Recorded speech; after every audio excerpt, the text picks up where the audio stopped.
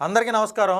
ఆంధ్రప్రదేశ్ రాష్ట్ర మాజీ ముఖ్యమంత్రి జగన్మోహన్ రెడ్డి గారు మొన్న పల్నాడు పర్యటనకి వెళ్ళి అక్కడ ప్రెస్ మీట్ పెట్టి తెలుగుదేశం పార్టీ వైఎస్ఆర్ కాంగ్రెస్ పార్టీకి చెందిన వల్లభనేని వంశీ గారి మీద, కొడాలి నాని గారి మీద ఇట్లా వరుసగా పేర్లన్నీ చెప్పుకుంటూ వెళ్ళి వీళ్ళందరి మీద అక్రమంగా కేసులు పెట్టింది, వీళ్ళందరినీ ఎప్పుడైనా అరెస్ట్ చేసి చాలా దారుణంగా హింసిస్తున్నారు, వల్లభనేని వంశీ లాంటి అందగాడిని అరెస్ట్ చేశారు, చెవిరెడ్డి భాస్కర్ రెడ్డి లాంటి మంచివాడిని అరెస్ట్ చేశారు అని చెప్పి నిన్న ప్రెస్ మీట్లో కూడా ఆయన ఏదేదో మాట్లాడడం జరిగింది.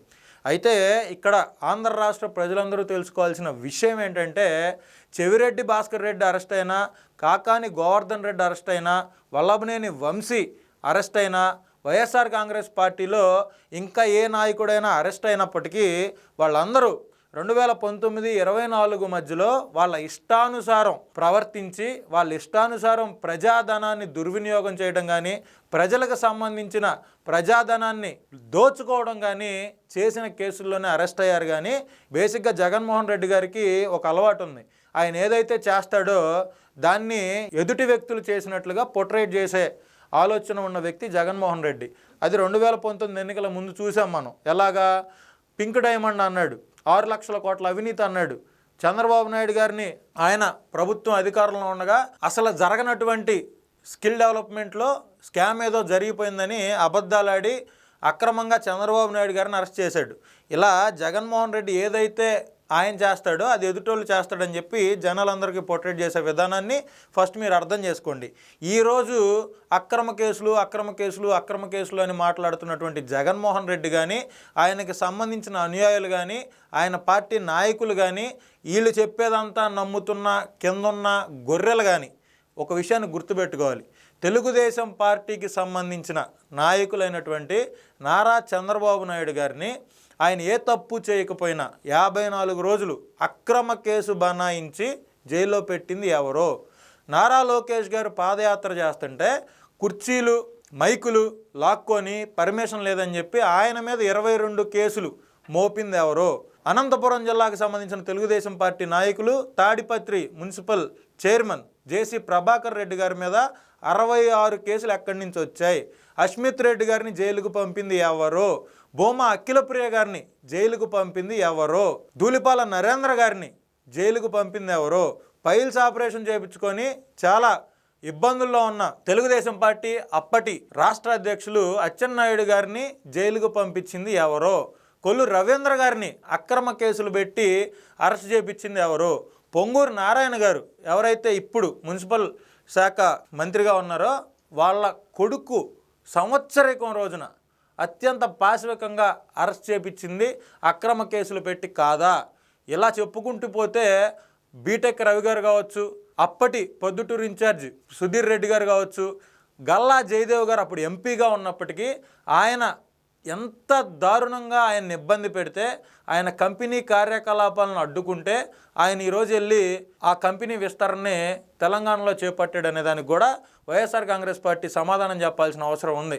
అదేవిధంగా ఎన్నికలు జరిగిన తర్వాత కూడా కడప మున్సిపల్ కార్పొరేషన్లో మాధవిరెడ్డి గారు వెళ్తే కనీసం ఆవిడకి చైర్ కూడా ఇవ్వకుండా వాళ్ళ హస్బెండ్ మీద వాళ్ళ ప్రభుత్వంలో ఎన్ని కేసులు పెట్టారు, పులివర్తి నాని గారి మీద ఎన్ని కేసులు అక్రమ కేసులు పెట్టారు, విశాఖపట్నానికి సంబంధించిన ఎమ్మెల్యే వెలగపూడి రామకృష్ణ బాబు గారి మీద ఎన్ని అక్రమ కేసులు పెట్టారు. ఒక పశువుల శాఖ మంత్రి ఉండేవాడు అప్పట్లో, శ్రీధర్ అప్పలరాజు అని. ఆ వ్యక్తి జగన్మోహన్ రెడ్డి గారి అండ చూసుకొని ఒక ఆడపిల్ల స్వతంత్ర సమరయోధుల కుటుంబం నుంచి వచ్చిన వ్యక్తి గౌతు శిరీష గారిని ఎంత దారుణంగా హింసించారు. అసలు 175 నియోజకవర్గాలలో 2019 నుంచి 2024 మధ్యలో వైఎస్ఆర్ కాంగ్రెస్ పార్టీ అధికారంలో ఉండగా ఇబ్బంది పెట్టనటువంటి ఒక్క రాజకీయ నాయకుడైనా ఇప్పుడు అసెంబ్లీలో ఉన్న 164 మందిలో 95% మంది ఎమ్మెల్యేల మీద మీరు అక్రమ కేసులు బనాయించిన మాట వాస్తవం కాదా? మీరు అరెస్ట్ చేసిన తెలుగుదేశం పార్టీకి సంబంధించిన నాయకులలో ఒక్కళ్ళ మీదన్నా ఒక్క కేసన్నా మీరు 5 సంవత్సరాల్లో ప్రూవ్ చేయగలిగారా? ఆ రోజు మీరు చేసిందేమో సంసారమా? ఈరోజు నిజంగా ఆధారాలుండి వాళ్ళు చేసిన అవినీతి అక్రమాల మీద మీ వైఎస్ఆర్ కాంగ్రెస్ పార్టీకి సంబంధించిన కొంతమంది అరెస్ట్ అయితే వాళ్ళని అక్రమ కేసులు పెట్టి తెలుగుదేశం పార్టీ కూటమి ప్రభుత్వం అరెస్ట్ చేసిందా? ఇది ఎక్కడ న్యాయం జగన్మోహన్ రెడ్డి గారు? మీరే ఆలోచించి చెప్పండి. మీరు తాడేపల్లి కొంపలో కూర్చొని బయటకు వస్తూ చుట్టూ పరదాలు పెట్టుకొని సమాజానికి దూరంగా బ్రతుకుతూ ఎవరెవరు అరెస్ట్ అయ్యారు, ఎవరెవరిని చిత్రహింసలు పెడుతున్నారని చెప్పి ఆర్ఆర్ఆర్ గారిని కొట్టేటప్పుడు వీడియోలో చూశారంట కదా. ఇలాంటివి చేశారు కాబట్టే మీరు ఎంతమంది అరెస్ట్ చేశారో, మీ నాయకులు ఎంతమంది మీద అక్రమ కేసులు పెట్టారో, మీ నాయకులు ఎంతమందిని తీవ్రంగా ఇబ్బంది పెట్టారో మీరు ఆలోచించుకొని ఉండకపోవచ్చు. మీరు తెలుగుదేశం పార్టీ నాయకులనే కాదు, గ్రామ స్థాయిలో పార్టీ కోసం కష్టపడేటువంటి కార్యకర్తలను కూడా అరెస్ట్ చేసిన దుర్మార్గమైన ప్రభుత్వం మీ ప్రభుత్వం. సోషల్ మీడియాలో పోస్టులు షేర్ చేసినందుకు కూడా సిఐడి కేసులు పెట్టించినటువంటి దుర్మార్గమైన ప్రభుత్వం జగన్మోహన్ రెడ్డి గారు మీ ప్రభుత్వం. అది మీరు ఈరోజు వచ్చి మా మీద అన్యాయం జరిగిపోతుంది, మా మీద అక్రమాలు జరిగిపోతున్నాయి, మా నాయకుల్ని అన్యాయంగా అరెస్ట్ చేశారు, ఏది కోర్టులో ఆయన కేసుకు సంబంధించిన ఫైళ్లు మాయం చేసిన ఫైళ్లు దొంగ కాకాని గోవర్ధన్ రెడ్డి గారు మంచోడా? పోలవరం కట్ల మీద మట్టి అమ్ముకున్నవాడు, తెలుగుదేశం పార్టీ గన్నవరం నియోజకవర్గ కార్యాలయం మీద దాడి చేపించినోడు, దొంగ ఇళ్ల పట్టాలు పంచినోడు వల్లభనేని వంశీ మంచోడా? చెవిరెడ్డి భాస్కర్ రెడ్డి కొన్ని కోట్ల రూపాయల డబ్బులు స్కామ్లో ఆయన అరెస్ట్ చేస్తే ఆయన మంచోడా?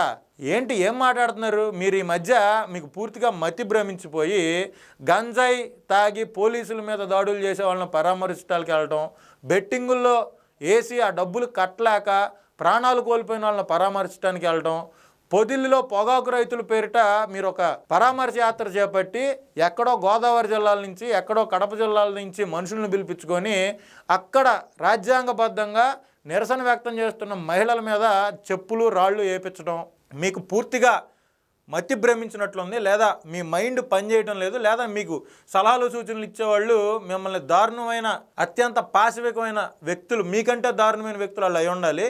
సో మీరు దయచేసి మీరు తెలుగుదేశం పార్టీ కూటమి ప్రభుత్వం ఏదో మీ నాయకుల మీద అక్రమ కేసులు పెడుతుంది, అన్యాయంగా కేసులు పెట్టి అరెస్ట్ చేయడానికి సిద్ధంగా ఉంది అని చెప్పి లేనిపోయిన అభాండాలు కూటమి ప్రభుత్వం మీద వేయొద్దు. పింక్ డైమండ్ ఏమైపోయిందో, 6 లక్షల కోట్ల అవినీతి ఏమైపోయిందో, మరి మీరు ప్రభుత్వంలో 5 ఏళ్ళుండి మీరేమీ నిరూపించలేకపోయారు. ఆఖరికి మీ బాబాయ్ హత్యని బాత్రూంలో దారుణంగా గొడ్డలు తీసుకొని నరికితే మీ బాబాయ్ హత్యను కూడా అప్పటి రాజకీయాల కోసం నారాసుర రక్త చరిత్ర అని మీ సాక్షి పేపర్, మీ మానసపుత్రికలో వేసుకున్న మీరు నేడు అక్రమ కేసుల గురించి, అన్యాయాల గురించి, అవినీతి గురించి, అంబేద్కర్ గారి రాజ్యాంగం గురించి మాట్లాడుతుంటే మాకేదో దెయ్యాలు వేదాలు వల్లించినట్టున్నాయి. సో దయచేసి మీరు మీ తీరును మార్చుకోండి. ఆ ప్లే కార్డులు ఎవరైతే పట్టుకుంటున్నారో పిల్లలు వాళ్ళకి కనీసం చెప్పండి. మీరు బయటకు వచ్చిన ప్రతిసారి 30 మంది లోపలికి వెళ్తున్నారు వాళ్ళు చేసే తప్పుల వల్ల. సో అరే ఇక్కడ ఉన్న మంచి ప్రభుత్వం రా, వాళ్ళు తప్పులు చేస్తే ఊరుకోర్రా, మీరు దయచేసి రెచ్చిపోవద్దు. తర్వాత మీ కుటుంబాలని ఆదుకోవటానికి, మిమ్మల్ని బయటకు తీసుకురావడానికి మాది తెలుగుదేశం పార్టీ కాదురా, వైసీపీ పార్టీరా, ఇక్కడ అంతా వాడుకోబడిన కానీ ఉపయోగపడడం ఉండదు అని చెప్పి కొంచెం మీ కార్యకర్తలకి ఆ విపరీతంగా రెచ్చిపోయేటువంటి కొంతమంది సైకో గ్యాంగ్ కూడా మీరు చెప్పుకోవాలని, ఇంకోసారి అక్రమ కేసులు అనే పదాన్ని మీరు ఎత్తడానికి కూడా మీరు అర్హులు కాదని తెలియజేస్తూ అందరికీ నమస్కారం.